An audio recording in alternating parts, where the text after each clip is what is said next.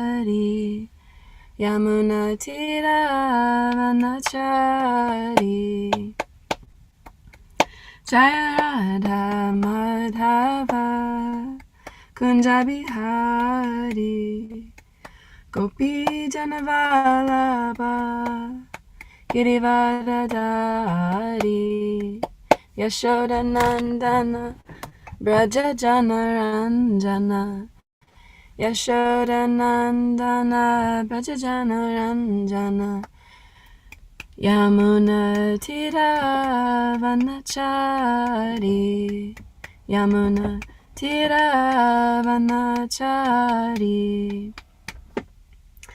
Hare Krishna, Krishna Krishna, Hare Hare, Hare Rama, Rama Rama, Hare Hare, Hare Krishna, Krishna Krishna, Hare Hare, Hare Rama, Rama Rama, Hare Hare, Hare Krishna, Krishna Krishna, Hare Hare, Hare Rama, Rama Rama, Hare Hare, Jaya Radha Damodara Shri Radhe, Jaya Radha Damodara Shri Radhe, Jaya Prabhupada, Jaya Prabhupada, Prabhupada, Jaya Prabhupada, Prabhupada, Jaya Prabhupada. Jayam Vishnupad Paramahamsa Parvajakacharya restore us to His Divine Grace. A.C. Bhaktivedanta Swami Srila Prabhupada Ki Jai. Jayam Vishnupad Paramahamsa Parvajakacharya restore us to His Divine Grace. Bhakti Siddhanta Saraswati Goswami Maharaja Prabhupada Ki Jai. Anantakoti Vaishnava Vrinda Ki Jai. Nitai Gaur Premanandi Hari Hari Bo Jai. Namo Vishnupadaya Krishna Prasthaya Bhutale Shrimakti Bhaktivedanta Swami Namine. Namaste Saraswati Devi Gauravani Pracharne Nirvishesha Shuddhivani Pasitade Shatarne. Namo Vishnupadaya Krishna Prasthaya Bhutale Shrimakti Devi Swami Namine. Vijabra Purvan Daksham Chava Bhaktijana Padavarta Patara Pir Karanyam Yasi Sarvajite Namaha. Good morning, devotees. Welcome to another fantastic day in the world. We are alive. We are practicing Krishna consciousness. It's a good place to be. Today we're continuing a reading of the Granth Srimad Bhagavatam. Today is Tuesday. It's the 19th of May. And it is the 7th canto that we are continuing our reading from, titled The Science of God. Chapter 9, Prahlad pacifies the Lord Nrsingadev with prayers. And it's a fantastic day because I actually prepared for the right verse. So we're reading text 35. Dun, dun, dun, dun, dun. This one.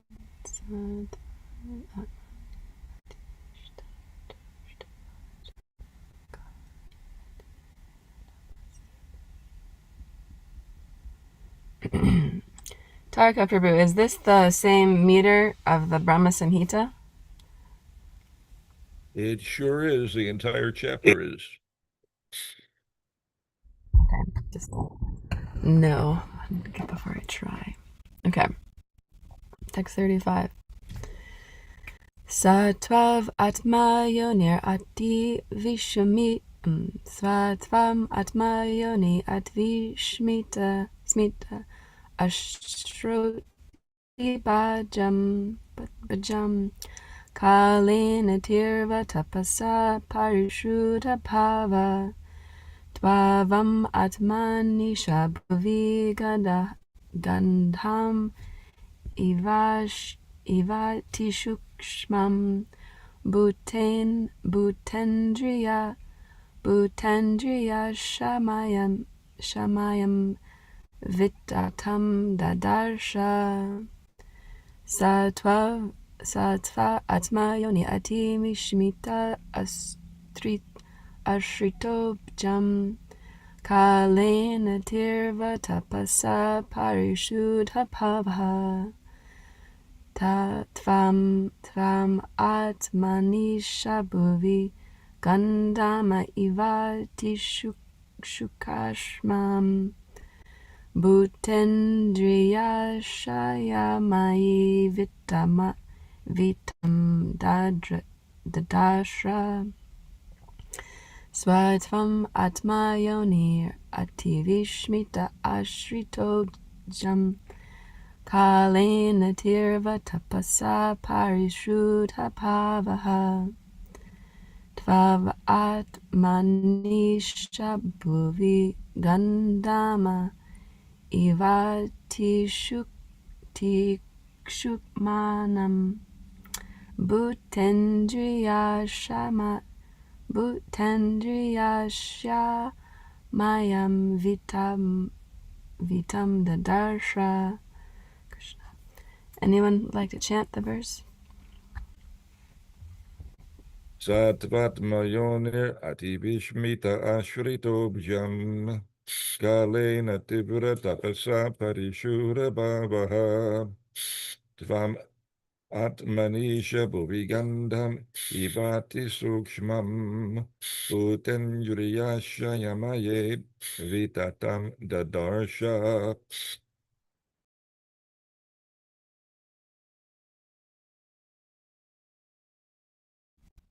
Thank you. Would anybody else like to chant the verse?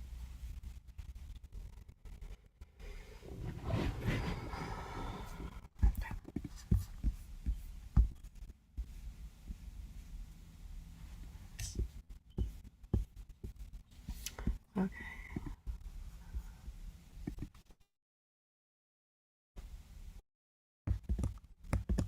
Sa, he, Lord Brahma. 2, but Atma Yoni, who is born without a mother, directly begotten by the Father, Lord Vishnu.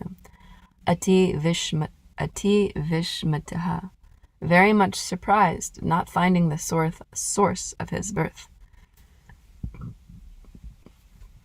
Ashritaha, situated on Abhajam, the lotus, Kalena, in due course of time. Tirvena tapasa, by severe austerities. Parishudha bhava, being completely purified. Tavam, you, Atmani, in his body and existence. Isha, O my Lord. Bhuvi, within the earth. Gandham, aroma. Eva, like Ati Shukshmanam, very subtle. Bhuta Indriya, composed of elements and senses. Ashaya Mai, and that filled with desire the mind. Vitatam, spread out. Dadarsha, found. Translation. Lord Brahma, who is situated as Atma Yoni, having been born without a mother, was struck with wonder. Thus he took shelter of the lotus flower, and when he had been purified after undergoing severe austerities for many hundreds of years, he could see that the cause of all causes, the Supreme Personality of Godhead, was spread throughout his own body and senses, just as aroma, although very subtle, is perceived in earth. Purport. Here the statement of self-realization, Aham Brahmasmi, which is interpreted by the Mayavadi philosophy. The Supreme Lord is the original seed of everything. Janma Aham Sarvasya Prabhavo Matta Sarvam Pravartate. Thus the Supreme Lord extends everywhere, even throughout our bodies, because our bodies are made of material energy, which is the Lord's separate energy. One should realize that since the Supreme Lord spreads throughout one's body, and since the individual soul is a part of the Supreme Lord, everything is Brahman, Sarvam Kalam Idam Brahma. This realization was achieved by Lord Brahma after he was purified, and it is possible for everyone. When one is when one is completely in knowledge of Aham Brahmasmi, he thinks, I am part of the Supreme Lord. My body is made of his energy, and therefore I have no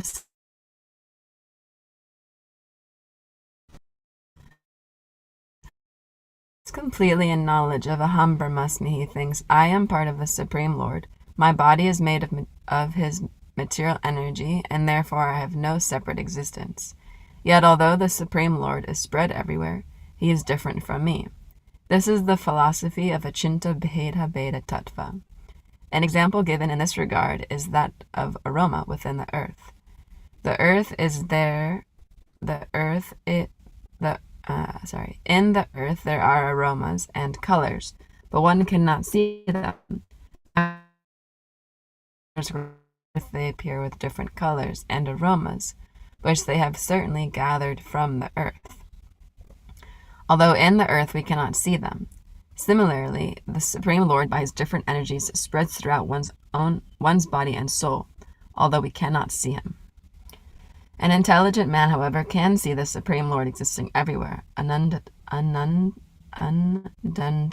star paramano chaitanyarstam. The Lord is within the universe and within the atom by his different energies. This is the real vision of the Supreme Lord for the intelligent man. Brahma, the first created being, became the most intelligent person by his tapasya, austerity. And thus he came to this realization. We must therefore take all knowledge from Brahma, who became perfect by his tapasya.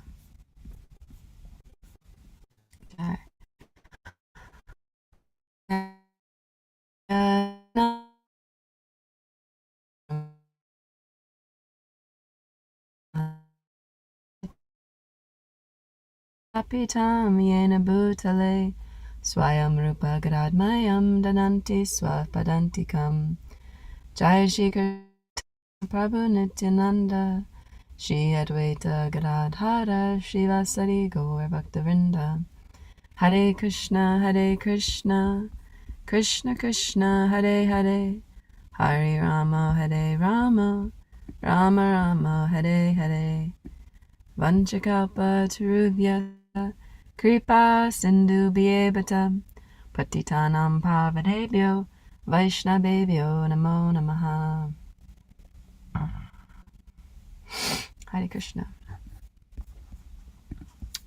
Translation again. Lord Brahma, who is celebrated as Atma Yoni, born without a mother, was struck with wonder. Thus he took shelter of the lotus flower, and when he had been purified after undergoing severe austerities for many hundreds of years, he could see that the cause of all causes, the Supreme Personality of Godhead, was spread throughout his own body and senses, just as aroma, although very subtle, is perceived on the earth.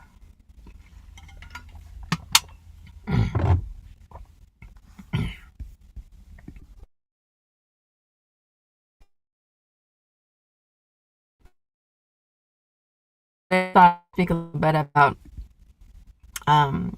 taking on austerities and tapasya for Krishna services and what that looks like.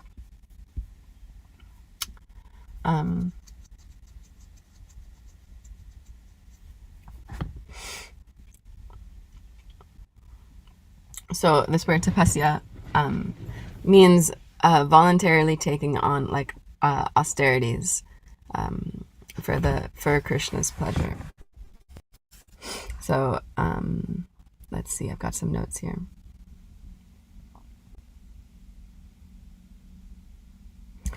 Yeah, so I looked up on Vaniquote some indications about what tapasya and austerity mean from Srila Prabhupada. And there's this nice lecture from Bhagavad Gita that he was speaking on in Bombay on March 30th, 1974. So he says, so this bhava stage has to be attained. It is not that artificially we can come to the bhava stage. No. Virat raghapaya krodha mayamam upasrita. There are qualifications. Krishna is personally saying, not all of a sudden we can understand Krishna, Virat Rag.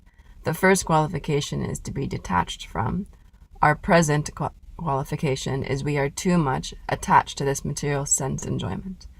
Material life means sense enjoyment. Therefore, we have to reduce the sense enjoyment by tapasya.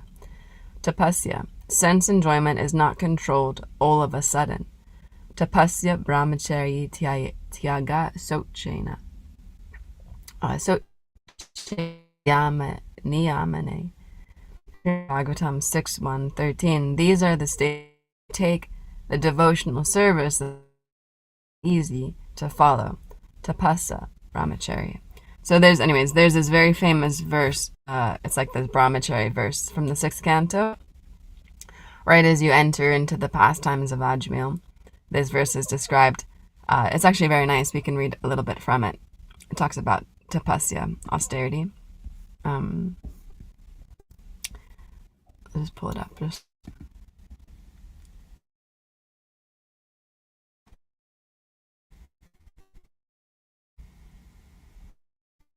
So yeah, this Srila Prabhupada, this we can't attain Krishna all of a sudden. Become self-realized is seemingly an easy thing, but actually to reach the platform we want to reach, to undergo severe austerities. Just Rama, he underwent severe in order to understand where he came from and to understand his position now, which is he's realized that Krishna, that is everything.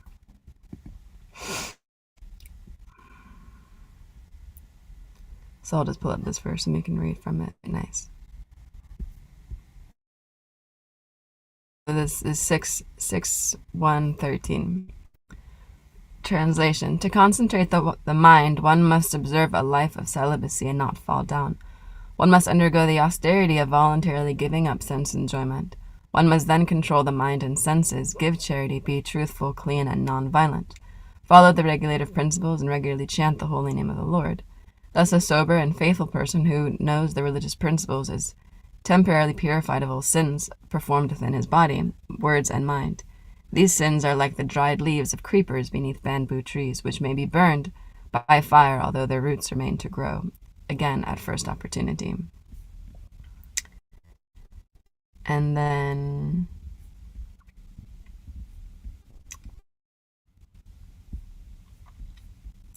I'll just read a little bit of the purport. Tapa is explained in the Shmiti Shastras as follows. Manashastra chin mana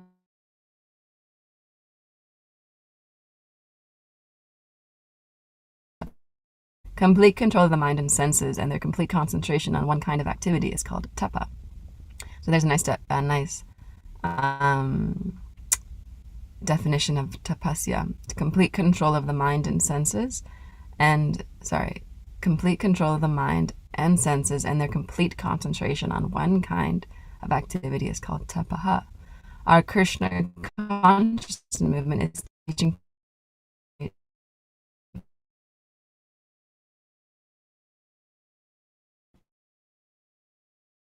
then he goes into descriptions of what one should not do. If one is a perfect brahmachari, he can very easily control the mind and senses, give charity, speak truthfully, and so forth. To begin, however, one must control the tongue and the process of eating. So yes, this whole verse and the verse we're reading later, it talks about the main aspects being how to control the senses. Because if we're going to completely fix our mind on chanting the holy name and doing devotional service, then we're going to have to tolerate or work with having the senses be under control as well.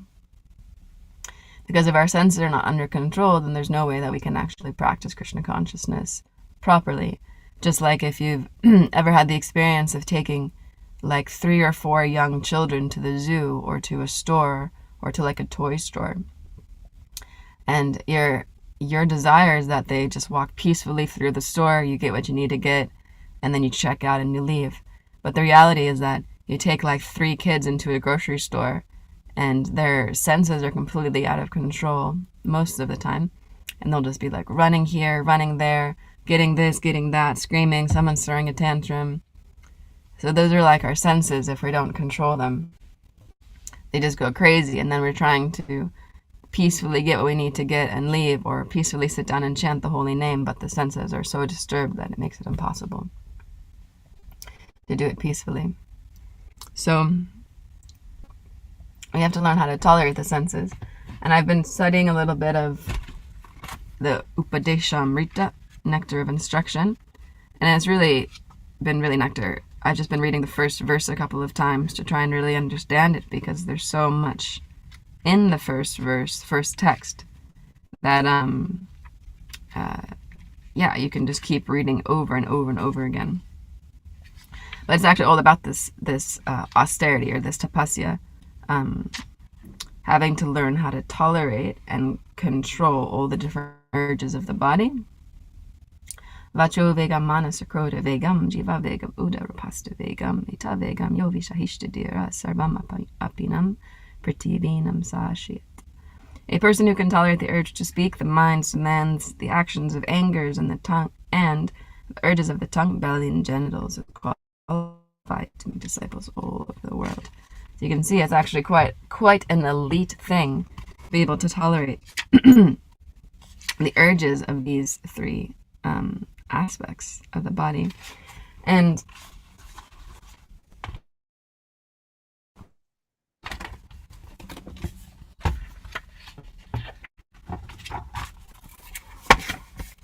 so Prabhupada breaks it down into three categories.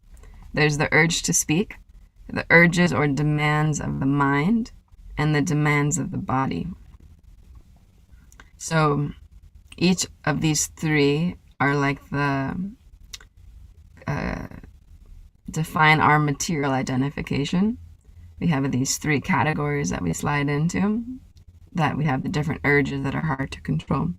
So the urge to speak, he describes as like Mayavadis, or people who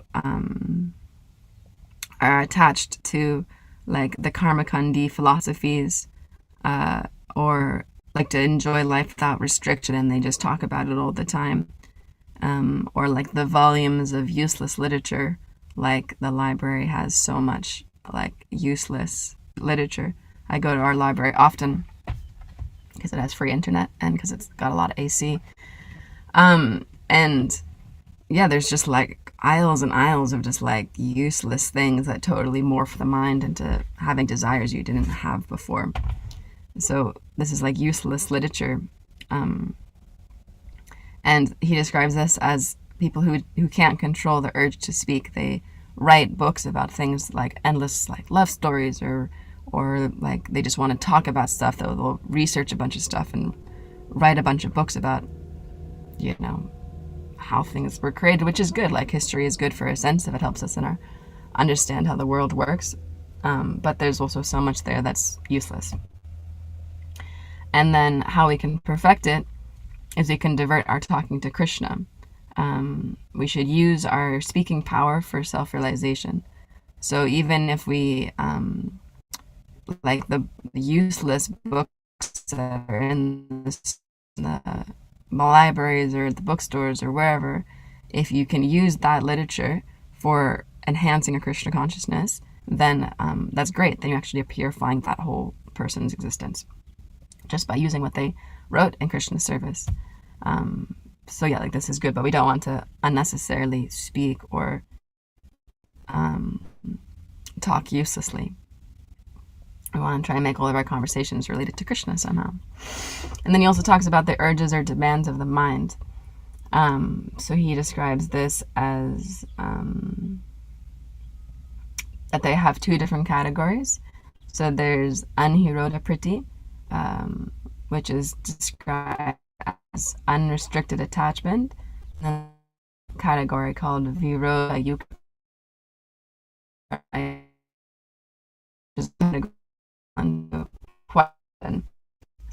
but the first he describes, Srila Prabhupada describes as beliefs in the plans of material desires and the results of fruitive activities like the karma vadis or karma kanda.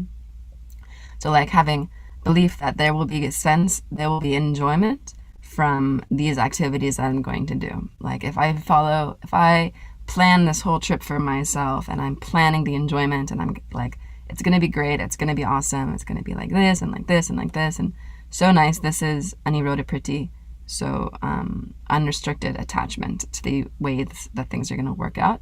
And then naturally, as soon as you start planning for sense gratification, that's when the distress begins.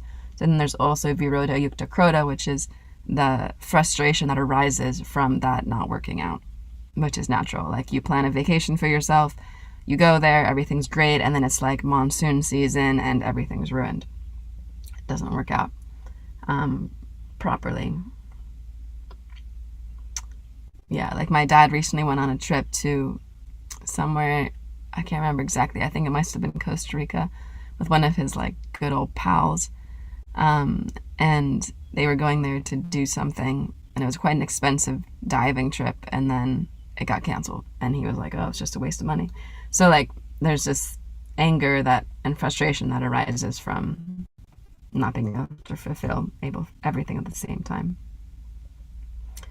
And so that's the urges of the mind. And of course, how can we give the mind, like dovetail that into Krishna services, is try and always think of the Lord, like think of the form of the Lord, try and always engage the mind in thinking about how you can please the Lord, how you can do devotional service, taking on projects or taking on management for the Lord's service, so that your mind's always engaged. Like anybody who's ever managed anything before knows that it's like, when,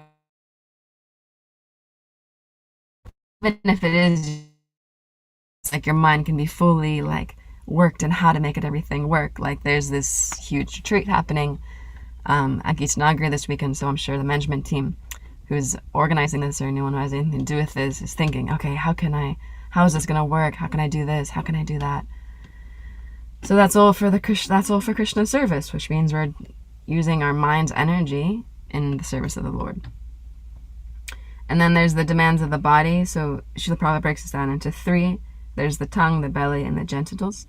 I didn't get time to fully write everything down, but these are like, it's in a straight line in the body. So if you can control the tongue's urges, then you can control the belly and you can control the genitals all in one. So the tongue is actually the hardest one to control. You have the speaking power, but it's also always desiring to eat palatable dishes. And I was thinking, I was like, oh wow, I think I have an uncontrolled tongue. Because even if you eat prasadam, which is always purifying, but if you eat too much prasadam where you can't do your service, and that also shows you, especially like on a hot day, if you eat too much, you can't really do anything because it's so hot outside, you can't function. And then also you feel too full, so it's tricky. But the prasad's so good, so you can't stop. But yeah, you have an uncontrolled tongue means you're always thinking about like eating nice things, or you go out of your way to buy some special ingredient because you want to cook this nice ingredient so you can eat this nice food. Or even if you're buying lots of nice food, ingredient, bhoga, to offer to the deity, but you're thinking once the deity eats, I'm going to eat this and it's going to be so good. This is also showing you have an uncontrolled tongue. But we can dovetail that easily by always taking prasadam and even sort of restricting what we take in our prasad. So for like myself, where I'm always thinking about food, then yeah, sort of restricting, not having like chocolate cake for breakfast, or carob cake for breakfast, or eating very lavishly. Like, okay, just kind of restricting it a little bit, having a feast one day a week, but not overdoing it the other days, so that I'm not always like thinking about food, or I eat too much that I get like fat and I can't do anything. So these are just an overview of the different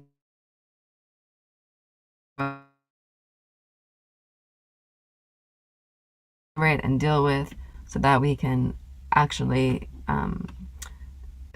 practice some sort of austerity and tapasya, so that we can get back to Krishna.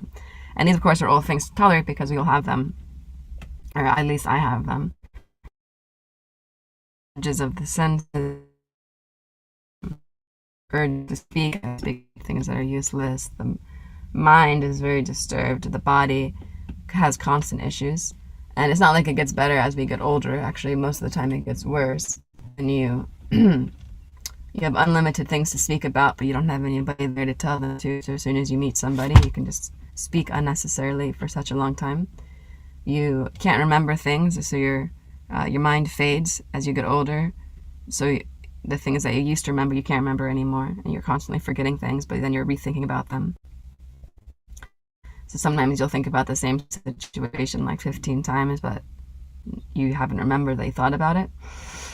And then demands of the body. The body's like a how to describe this? Yeah, it's just falling apart. It just falls apart as you get older, completely. I mean, I'm sure everyone on here has much more realization of that than I do. But yeah, the body as you get older, especially into your last like decades of life, it just totally falls apart on you. Nothing you can do about it either. So it doesn't get easier to tolerate these things. So if we learn how to tolerate them now, or if we try to perfect our toleration of them, then that actually make it easier for us later down.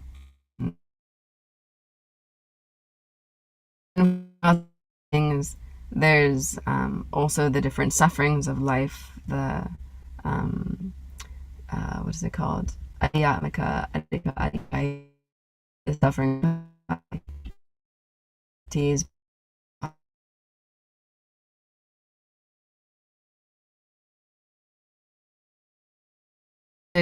endless things to tolerate. But if we can figure out how to tolerate Krishna in the center, to be able to take shelter of Krishna, and actually make our lives fully surrounded around Krishna's services.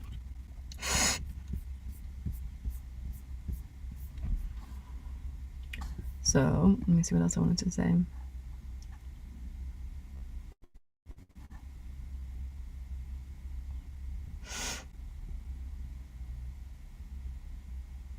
Oh yeah, like according to where we are in our life and what our position is, it might be easier for us to think, oh, if I had so much fortune, maybe it would be easier for me to tolerate things. Or maybe if I didn't have any fortune, it would be easier for me to tolerate things. But due to also a mixture of our karma, then we are getting certain results of our fruitive activities that are sprouting up at different moments. Like it's described in Bhagavad Gita, how karma is like a seed.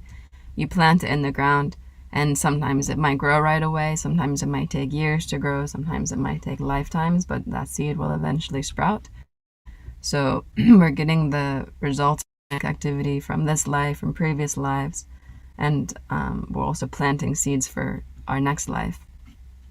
Hopefully, they're karma, they're bhakti seeds, so that we just sprout bhakti lata creepers. So also we might be thinking, okay, if I was just in a different situation, then it would be easier for me to tolerate what's happening. But actually, every situation you go into, it doesn't really matter what's happening or where you are. There's always something to tolerate. Like I like to give this example. When I used to nanny, I used to be an au pair. I would live in people's houses and I would take care of their kids. And I was living with this one family, and the parents were really intense. They were super, like very, they were like very boss-like. Like they were, how to describe? They both owned companies, and they had lots of employees working under them. So I was just like another employee working under them, which is fine, but it's also a little uncomfortable when you live with them in a house. So like it's like you're living with your parents and they're treating you like an employee. So it was a little weird, the situation. They were very hard people to work with. I was also 19, so maybe that didn't make it easier. But regardless, they were really hard, but their kids were super sweet, like the nicest kids. As nice as you can being like a Karmi kid. They were very, very sweet, very well behaved. They'd eat anything, like very, put themselves to bed. Super nice kids. But eventually I ended up leaving that family because the parents were too much for me to deal with. And then I got this other family. The parents were super sweet, like the nicest, so sweet. They were like, yeah, just take the car, like no problem. You don't need to pay for gas, like go for it. So sweet. And the kids were like super intense, super, super intense kids. There's 3 of them. They like, always on their like little tablets, very hectic, would throw tantrums. Like it was just like whoa, it was a lot to deal with. So I remember like would remember this and tell this people, yeah, you think you got the best situation, or there's something not quite right about the situation, so you go to another situation thinking it's going to be better, but there's actually always something to tolerate in each situation you go into. A personal example from now is we've just moved into this nice new apartment, my husband and I, and it's great, like got our own space, got our own kitchen. I feel I'm like motivated to cook. I got some space to move around. Got that little bit of independence. You can decorate your place as you like. It's close to the temple. It's not too expensive rent. But then you've got like so many like quirky things, you gotta tolerate. Like we got mice in our ceiling. Mice are so loud. It's like comical loud. Like I felt like at some point in time, one of these mice is just gonna like punch its fist through the wall and like stretch out its little claws, like I'm here. So scratching and like talking to each other. Like, the other day they were having like a community program at like midnight, in the top ceiling. So there's things like that. Or we live right next to the apartment happens to be right next to the road, so there's all the sounds from like this like huge semi trucks like so there's always something, like you might think you're getting the best situation, but there's always something to tolerate, which is nice because as long as we're practicing Krishna consciousness, this can be a reminder for us that actually this material world is not a place to enjoy. There's nothing here to enjoy. You might think, I'm getting a little pleasure from all of this, or so much pleasure from here, but actually like there's always needles poking in that make it a little uncomfortable. So this even the body, when the body causes you some pain, it's good as a reminder, oh yeah, this material body is not to my enjoyment, it's causing me pain. Or the mind might be really disturbed about something, like thinking and worrying and like getting, overly concerned about something. It's like thinking of Krishna all of the time, but this mind of mine is not a devotee yet, and this is what it is thinking about, something so material and fleeting. Like, right, okay, let me fix my mind. Or the urge to speak, like even when we get together with devotees, how often are we actually talking about what we're reading in Srimad Bhagavatam and Chaitanya Charitamrita? So much of the conversations actually end up being like kind of mundane in a sense. Of course, they're always about devotional service or our lives, which are dedicated to devotional service. So, and that's always very nice, but it's also nice to speak about, hey, Prabhu, what are you reading? Tell me about Krishna. This is that services. So yes, this is the general gist of things I wanted to speak about today. How, yeah, there's so much to tolerate in this world. Endless things, the surroundings, and all of this is actually meant to remind us that this world is not a place of enjoyment. This is actually not our natural position. We're like fish out of water. We're supposed to be spiritual energy. We're supposed to be associating with Krishna in the spiritual world, or associating with the service of the spiritual master constantly. Like that's our constant progress. Always engaged in Krishna service, always thinking about Krishna. But instead, we're here like fish out of water, in an unnatural position. So things we have to tolerate, they're actually good. We can think, oh, I'm fortunate, I've got to tolerate so much.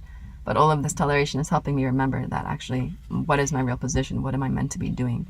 Why am I here? am I in the right place? Should I go somewhere else? Like, will that place actually make me more? Will that place cater for me to be more of a devotee than I am now? So yeah, these are nice things to always be thinking about. I guess I'll finish there. I've got like 15 minutes or so if anybody has any comments or questions they'd like to share. Or maybe they can share things you're tolerating. You got like at least 12 people on Zoom. So they're that they're going, what their realizations are of how that's making them realize that this material world is not a place of enjoyment. Please share. Please inspire us with comments and realizations.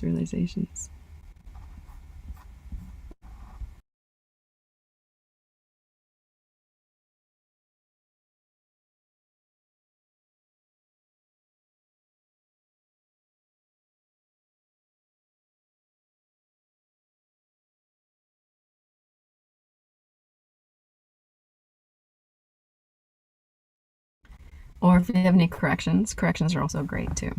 Love those. Hare Krishna, Madhapan Leela Prabhu. If no one else has any comments, I'd like to share some inspirations, realizations. I have lived in so many places around the world, and like you said, there's always something to tolerate or someone to tolerate.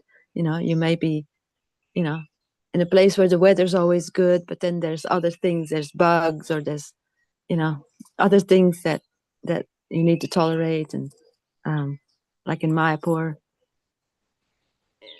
you're in the spiritual world. If you have that consciousness, but then there's so many other things to tolerate. So yeah, I can so much relate to that. And with your mice in the roof, I had some mice or some rats or something, I heard as well. So you've got a Bhaktin or a Bhakta program opportunity there in your new place. And these are all opportunities to remember Krishna, or to realize, yes, this is not our real home. So yeah, they're ultimately all opportunities to become more Krishna conscious. So thank you again for your wonderful class, and love your background there. It's very very artistic. I can't quite work out what the background is. Is that your wall, or is that like a looks like a deity, like a pearl necklace or something hanging down, but it's very colorful and beautiful.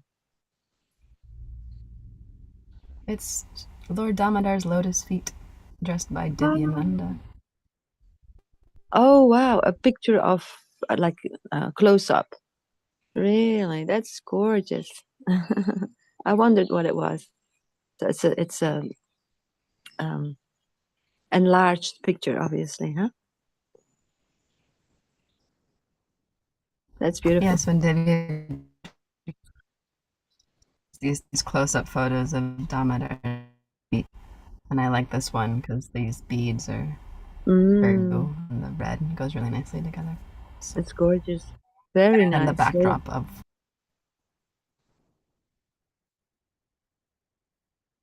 Sorry, my connection's not very good, but it's gorgeous. Very good choice. Thank you again. Hare Krishna. Thanks, Janeshwari Prabhu. Would anybody else like to share anything? Hare Krishna. Hare Hey, Krishna. Manu Panalila. I want to thank you for confirming the points that I made yesterday.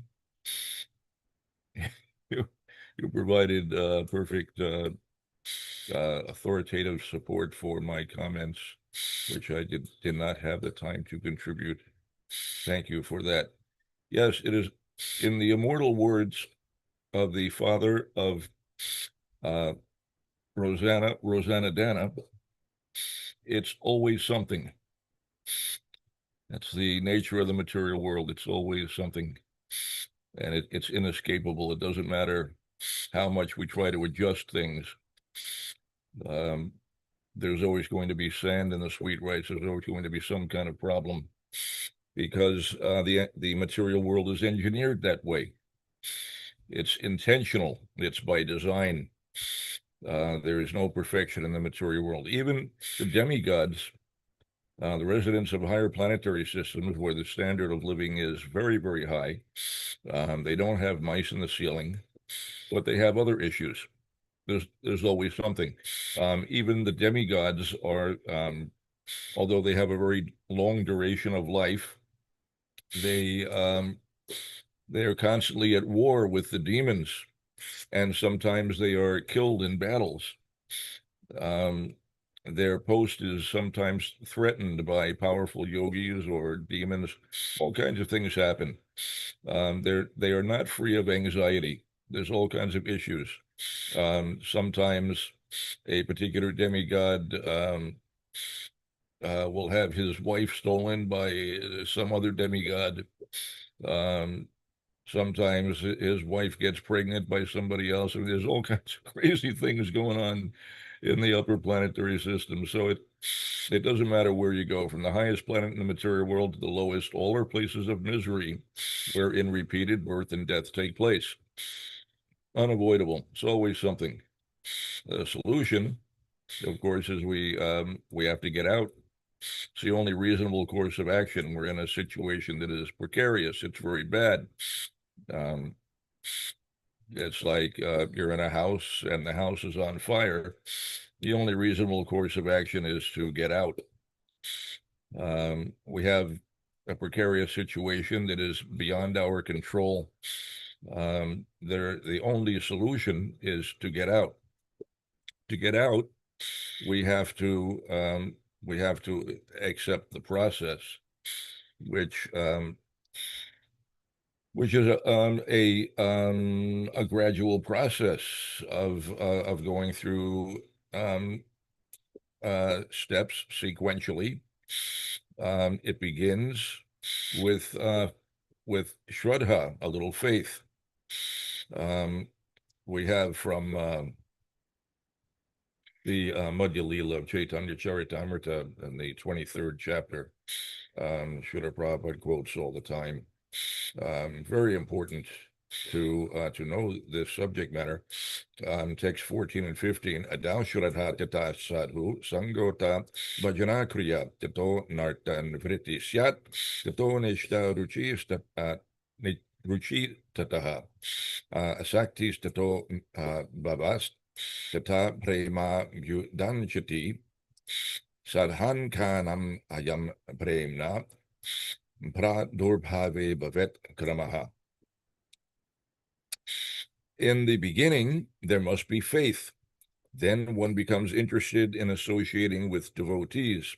Thereafter, one is initiated by the spiritual master and executes the regulative principles under his orders.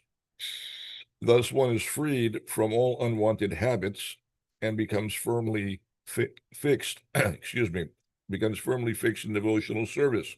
Thereafter, one develops taste and attachment. This is the way of sadhana bhakti, the execution of devotional service according to the regulative principles. Gradually, emotions intensify, and finally, there is an awakening of love. This is the gradual development of love of Godhead for the devotee interested in Krishna consciousness. So those are the steps. Shraddha, Sadhu Sangha, Bhajana Kriya.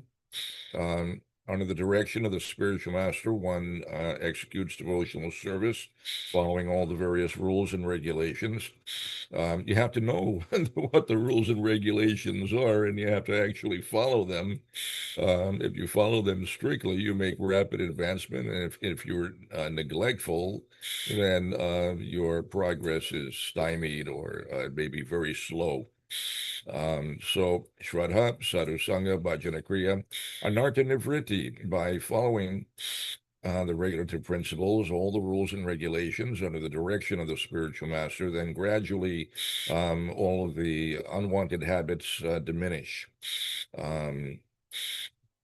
And then Nishta, gradually one acquires very firm faith.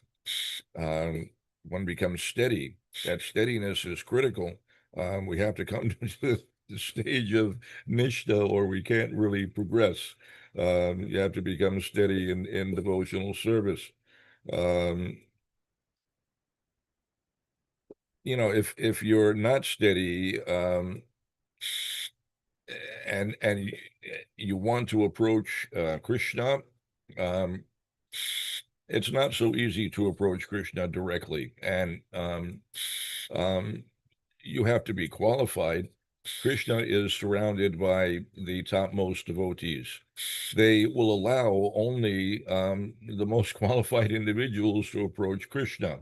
If you are not perfected in your devotional service and steady and reliable in your devotional service, they will not engage you in Krishna's direct service.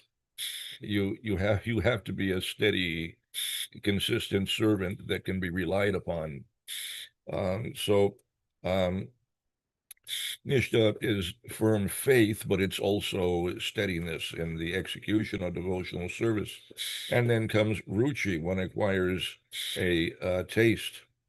And these different stages also overlap a little bit, but so ruchi, and then asakti is attachment, but it's a very firm attachment. And that gradually develops into bhava, which is the preliminary stage of love of God. It's a very intensified state of emotion.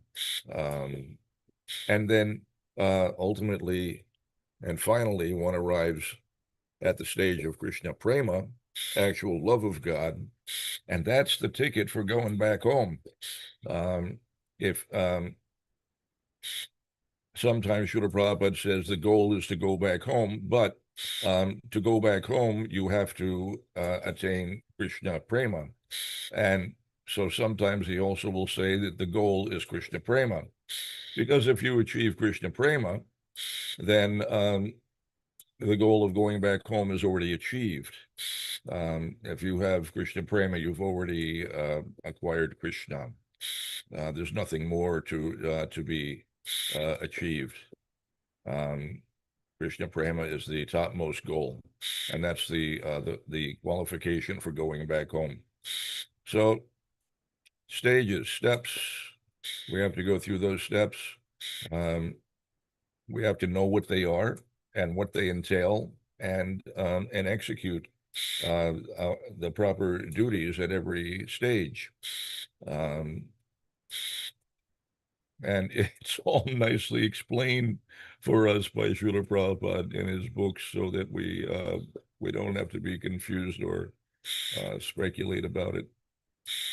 Anyway, I thank you for supporting my assertions yesterday. I'm not sure if that was intentional or not, but thank you anyway. Yeah, always something in the material world. Anyway, that's what I have. There's a hand up. Leela Kishori. Hare Krishna. Thank you so much, Prabhu, for sharing. I really appreciated that. Yes, Leela, right? Prabhu, would you like to share? Hare Krishna, good morning, Madhupan Leela. It was so nice to see you this morning, and thank you for your class. It was very inspiring and enlivening. And for me, sometimes I think take things in a more practical here and hereafter kind of way. So yes, I know what the goal is, but I also know that surrender is where it starts for me, sort of not where it ends. Surrender at the level that I'm capable. And when you were speaking about tolerance and the things that the material world brings, I was thinking of Bhagavad Gita 18, text 66, abandon all varieties of religion and just surrender unto me. I shall deliver you from all sinful reactions, do not fear. But more importantly, from Srila Prabhupada's purport, and I'm going to be quick and summarize because we're close, where he where he goes on to say that, you know, the Lord has described various kinds of knowledge and processes of religion, and he goes on to talk about all of them. And then he has described in so many ways, different types of religion. And now, in summarizing Bhagavad Gita, the Lord says that Arjuna should give up all the processes that have been explained to him. He should simply surrender to Krishna. That surrender will save him from all kinds of sinful reactions, for the Lord personally promises to protect him. And for me, in the here and now, the way that I practically enact that every day is to surrender things like my tongue. So I chant in the morning. I also say rosary because I have a belief in that for reasons that are very dear to me. But then I do surrender my tongue, you know, and I ask Krishna to give me the patience I'm going to need to face the day and to be with me through that day. And I do believe that I should seek first what Krishna would have me do and ask for his help in all things, because I can't do it on my own.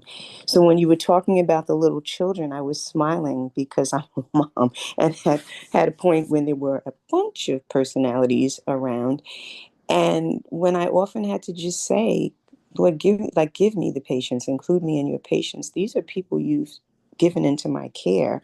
And right now, of my own accord, I'd like to start choking people out and throwing them into corners. But I need you. I need you. And I need to surrender. And I need you to give me a mother's heart in this moment when I don't feel like being a mom. And it never failed. And it doesn't fail. And I love in the purport too, where he says, there's no need of strenuous effort to free oneself from sinful reactions. One should unhesitatingly accept Krishna as the supreme savior of all living entities. With faith and love, one should surrender unto him.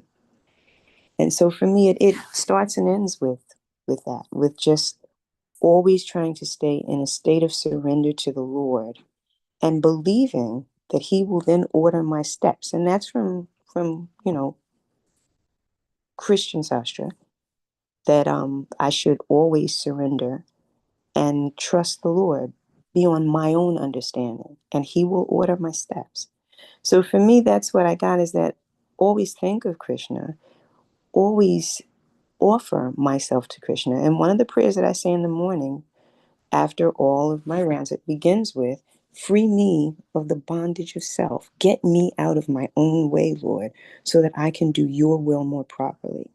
And so it's a constant state of surrender for me. So thank you for bringing that to the forefront with your class, that for me is the action. That's the action. And that's me offering myself and cooperating with the Lord and asking him to help me stay in that state of surrender. Hare Krishna.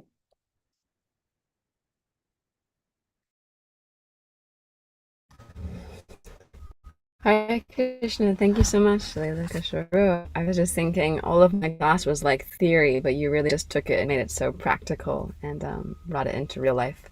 So thank you so much for sharing that. You're definitely quite an inspiration. Does anybody else have any follow-up comments, last things they want to say before we end for today?